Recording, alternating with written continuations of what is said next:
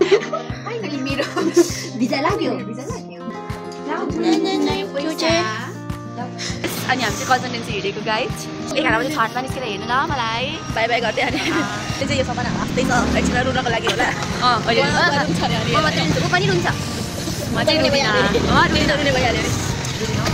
रोको भिडियो पनि म ल्याउँछु भन्छ चाहिँ गाडीमा बसिसकेँ पनि झ्यालको सिट चाहिने अरे अनि यता पनि झ्यालको सिट चाहिने त्यही भएर एकजना त्यहाँनिर बस म बिचमा हेलो गाइस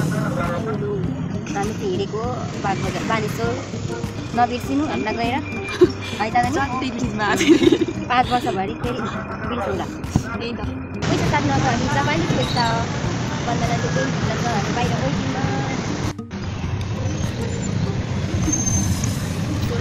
हामी घर फर्किँदैछौँ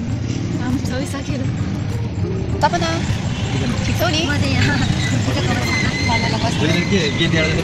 नाम गइहाल्यो त्यही भन्नु पऱ्यो 11 बजी छटमा निस्केर हिँड्नु काट्नु लागेको केक पनि देखाउनु पर्छ नि भात छोडेर नजाऊ